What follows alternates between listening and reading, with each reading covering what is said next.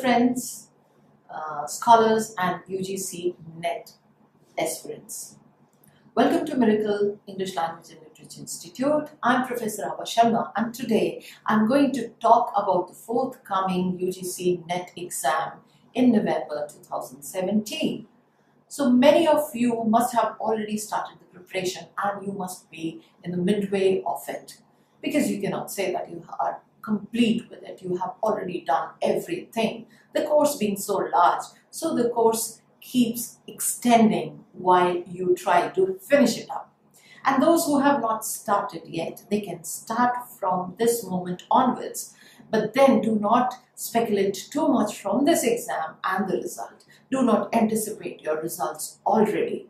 Please try to judge yourself, contemplate, and try to find out how much you have already done.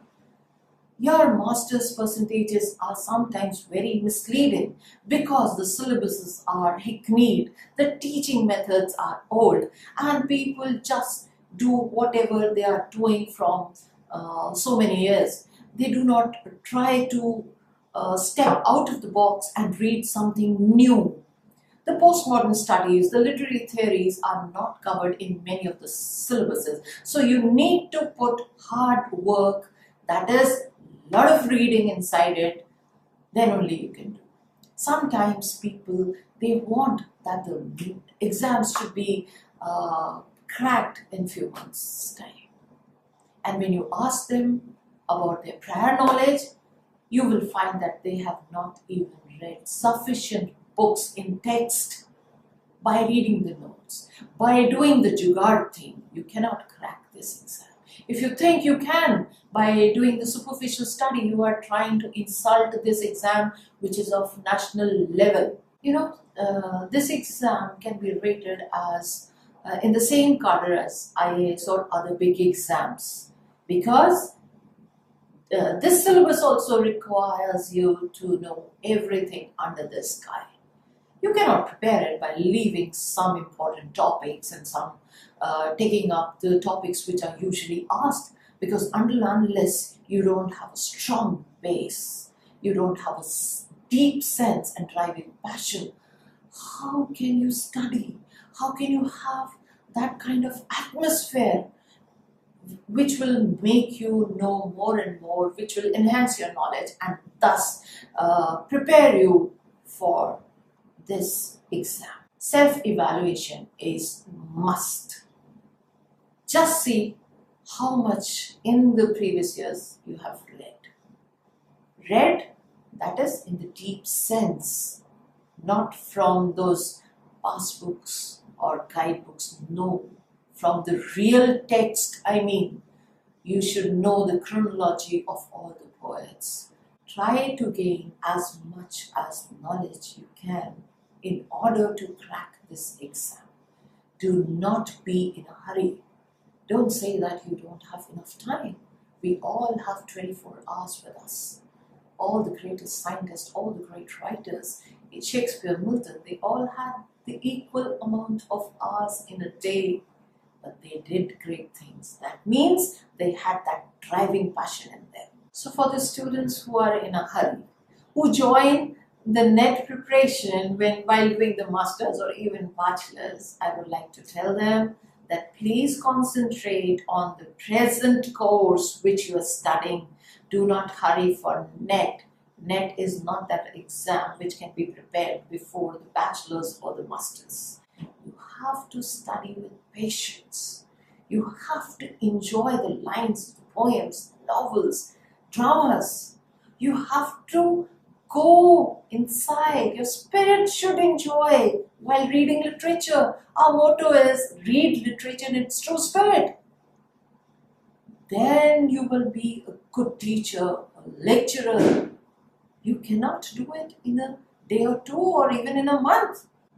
I do not believe in any shortcuts, but I do believe that every effort put in, it gives great results. Nothing goes waste. So whatever you do will be in your pocket. Whether you are beginning today or you have already started, let us follow these tips.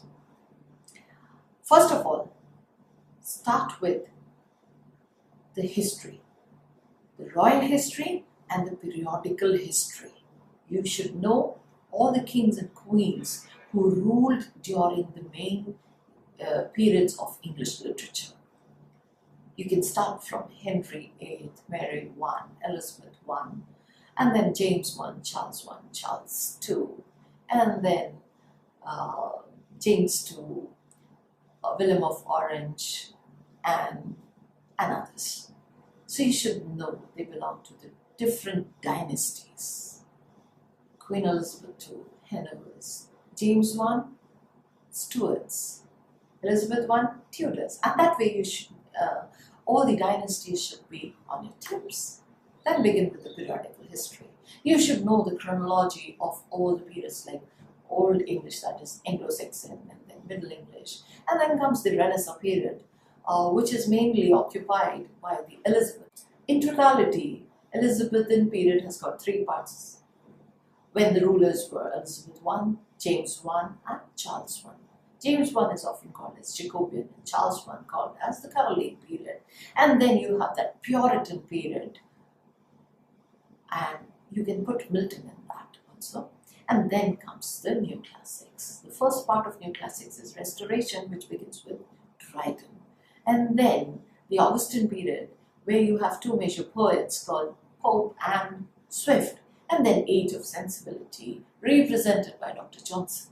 So in this period, you have Abha Sharma as the very first female writer who started the trend of women writing for the livelihood.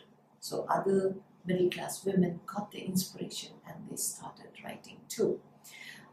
The novel writers are Daniel Defoe, Sheridan, Richardson, Goldsmith, and many others. Then come to pre-romantics. Take up 5 to 6 pre-romantic poets. It begins with James Thomson's Season, and then comes Craig, Collins, Blake, Burns, and Cowper. It is said that the pre-romantics laid the carpet, and who walked in? Wordsworth was the first one, the pioneer of romantic era, and along with him you can add Coleridge, Southey, Hazlitt, Lamb, and other romantic poets. And then came the most dear younger romantics, Byron, Shelley, Keats, Leigh Hunt, and others.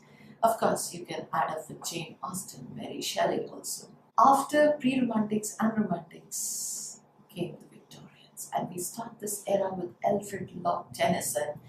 Browning is the only author who is optimistic. The rest of the era has got pessimistic poets, and this era is represented by the famous poet Matthew Arnold, with his Dover Beach and Scholar Gypsy. The Victorian age is also called as the age of novels because of Charles Dickens, Thackeray, Bronte sisters, George Eliot. Dickens was a master of novels. He was the master in art of characterization. His David Copperfield has got more than 90 characters, each with different eyes, different sound, different facial features, different body structure and all. So you can well imagine his visualization, his capacity to write novels and the characters. Then towards the end you have Thomas Hardy, who's often called as the pessimist, but he's not. He talks about the imminent will and destiny. Then you have all the modern poets after the death of Queen Victoria in 1901. So I have done it like this, like 1901 to 1914, 1914 to 1918, First World War, 1918 to 1939, that is the intra-war, and then 1939 to 1945, that is the Second World War, and then up to 80s or 91, it was Cold War, and the period of frustration and the period of gloominess and existential theory and all, where Samuel Beckett, James Joyce, Virginia Woolf, many poets, they came up writing it. After that, you can do the contemporaries. There are many contemporaries. After finishing up with them, do the criticism and the literary theories. Criticism is important to understand literary theories. You cannot skip criticism. And the literary theories, of course, right from modernism, postmodernism, structuralism, post-structuralism, surrealism, deconstruction, post-colonial theories, then intratextuality, this is eco-criticism, psychoanalysis, and there are so many. You can watch all my videos to know more about all these topics. You can then watch all my top 5 and American literature, African. Canadian is blocked because I had added a movie scene in that. I would be very soon again uploading it, and then you can watch the African authors. You can watch the top 5 novelists. You can watch the top 5 19th and 20th century poets. You can watch all the Indian Booker Award winners, all the authors of the Bengal Renaissance, and many others. I also have forgotten to count how many videos I have done for all the literature lovers, the teachers, the scholars, the aspirants, and everyone who love literature. So then start solving the papers. Before that, you have to, of course, complete prosody and rhetorical terms. Prosody is not easy. You have to evaluate it according to the British accent. When you evaluate iambic, that is iamb, trochee, anapest, dictylic, amphimeter, amphibrach, spondyphoric, hypermetrical, catalectic, all. My students, they enjoy these classes a lot. Then you can go for some rhetorical terms because they are often used and discussed when you do the literary theories as well. After that, you can go and prepare the list of the Nobel Prize winners, of the Pulitzer Prize winners, of the Booker Prize winners, and Ben Faulkner, and Orange Fiction Award.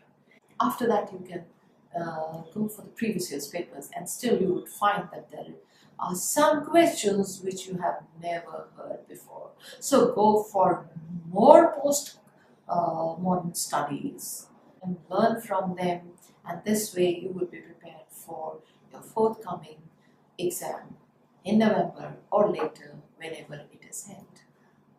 All the best from my side to each and every one of you watching this video.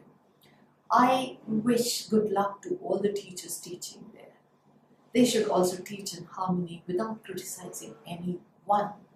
You know, there are so many people here on this planet. So many teachers are required. One cannot groom everyone. And there is no standpoint, there is no rating that who's the best. Everyone is best. So do not compare the teachers, as we do not compare the students also. So please like, comment, share and subscribe and watch all the videos. I have around 150 videos. So all the best. Take care till I post my next video. Thank you so much.